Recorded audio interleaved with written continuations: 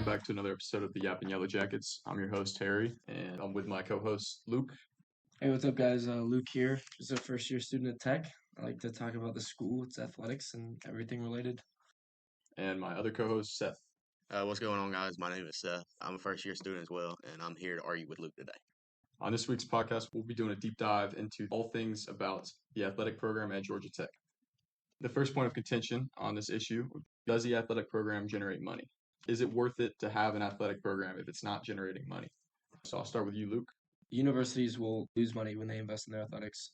There's really just not a big enough market in college athletics to generate money for how much that it costs. A prime example, this is Stanford. They've won the Directors Cup. If you don't know what Directors Cup, it's essentially a ranking of the overall athletic program of every college. They won it this past year, and they still lost $11.5 million in athletics. And then to relate this to Tech, we are already $278 million in debt. I really don't see how we're going to make that up, considering the largest profit. We saw a profit last year, but it was of like $1 million. We really don't see major profits ever, especially not to the factor of $278 million, and who knows what type of deficits we're going to have. A lot of our money comes from ACC television rights and the TV deals that we have, which the more people that watch you on TV, the more money you're going to make. The ACC is it's a Power 5 conference. It's pretty relevant, except for the fact that three of our biggest schools, UNC, FSU, and Clemson, and potentially others, because of the recent conference realignments that have been going on, everyone's moving around trying to get more money. They might be leaving. And if we do not have them, I really do not see how we are going to get people to watch our football games. Because let's be honest, nobody wants to watch Boston College play Cal on a Saturday afternoon. They're going to tune in to the big SEC Big Ten games. Okay, that's a good point. What do you have to say about that, Seth? So I agree with Luke that television makes a lot of money. But if you look at it, the ACC has just recently signed a deal with the CW network, and they have the rights to broadcast all ACC football games. So while the TV is where a lot of money is made, the ACC has a TV deal. They have it set already. It's not going to change just because UNC, FSU, and Clemson are gone. They have a contract signed by the ACC guaranteeing money already. It's not going to go anywhere if those three schools leave. And since we're talking about other schools, the University of Georgia, right here down the road, they made approximately $47 million this past year. If we compare that to Georgia Tech with our estimated $1.4 million of revenue, it's a pretty big gap. But UGA spent $170 million on their program. Georgia Tech only spent about 85. So how is UGA making this much more money? I truly believe it's because Georgia Tech does not have 60% of the sports that generate profit at a championship level. In the NCAA, the 5 sports that generate profit are men's lacrosse, wrestling, men's ice hockey, baseball, and basketball. The only 2 that Tech has are baseball and men's basketball. There's 3 sports here that we do not have that they make money at the championship level. Y'all might be asking what that means. So football with the TV, that's where a lot of money comes from. But the bowl games, the championships, the tournaments that happen within college football do not make any money for the NCAA or the schools because they are owned by external entities. So no money goes back to the schools directly through college football bowl and tournament games. These 5 sports are the only ones where the money does come back and there is a profit. So if Georgia Tech, added lacrosse, wrestling, men's ice hockey in 5 to 10 years, they can start digging out of that $278 million debt. Because honestly, there's no way to get out of that $278 million debt by just packing up the athletic program and saying it's over. That debt will be there, and there still needs to be a way to generate money to get it out. Because if we just take away funding from the athletic program, that means some money's going to have to come from academics to really get that money out because there's no money coming from athletics. So I think they should take the route of a school like James Madison University, who, 5 to 10 years ago, they played in the FCS in all levels of their sports. They weren't making any money. They weren't losing any money. They were just coasting. And they decided to invest in the 3 sports that they excelled at, which were basketball, soccer, and football. Men's basketball, to be specific.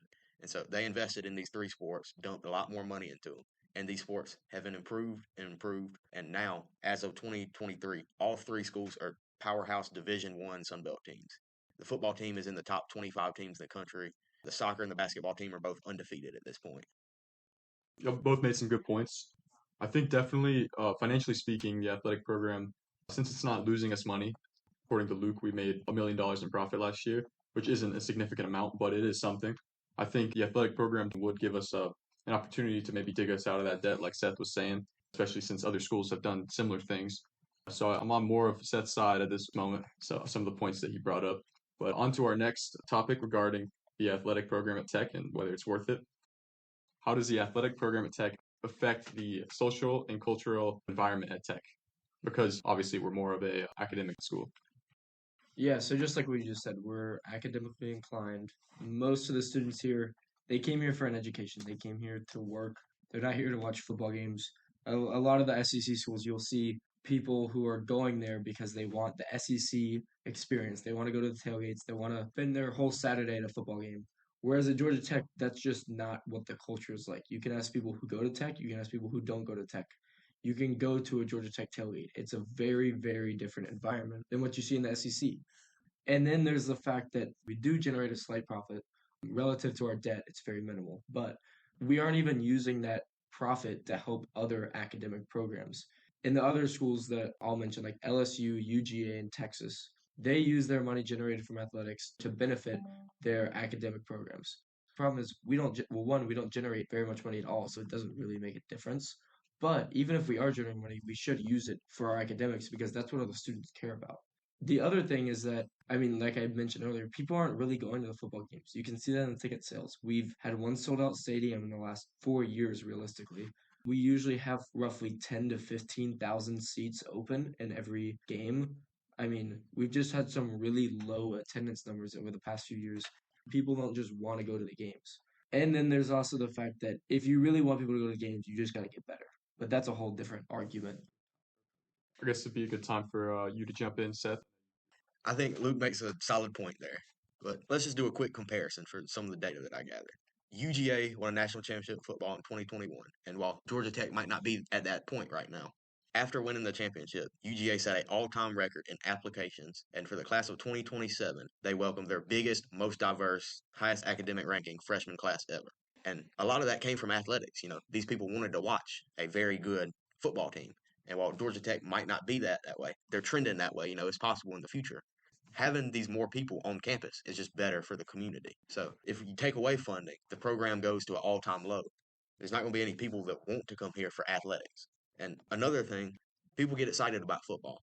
If we get these boosters and these big famous alumni from Georgia Tech excited about football, you'll get more money donated into the program. For example, Phil Knight, founder of Nike, he's a University of Oregon alumni.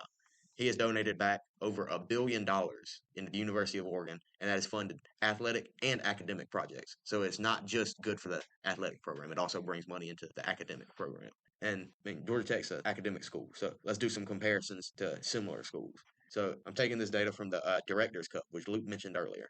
Georgia Tech is ranked lower in the Directors Cup than academic powerhouses Princeton, Harvard, Vanderbilt, Cornell, and Yale. It shows Georgia Tech, they're kind of at a low point right now. I mean, we haven't won a national championship in any sport since 2007 and have only won one in the past 25 years. Vanderbilt, on the other side, called the Ivy of the SEC, they play in a tougher conference, the SEC, and they've won 6 national championships since 2000. So they are being a high academic school while also being a successful athletic school. So, if Georgia Tech just put some more funding into it, kind of tweaked how they went about things, they'd be able to be successful in both. I mean, if you look at the data again from Knight Newhouse, Georgia Tech spends 26% more on academics than the average FBS Division One school. They spend roughly $1.4 billion compared to the athletic program where it's $85 million. So they spend a lot of money anyway. We don't have to take away from academics. You just spend a little bit more on athletics. You balance the program out better. And I think it just overall is good for the college. Luke, do you have anything to say to that? Because I see you kind of itching to jump in. So. Yeah, the booster alumni funding. Georgia Tech is significantly lower than of the schools that I researched, like LSU, Texas, UGA, which I mentioned earlier. LSU has a roughly 70, they get $76 million from boosters. Texas gets 78, UGA gets 74 million. That's where a significant amount of their revenue comes from. Georgia Tech, however, is generating $13.7 million from boosters.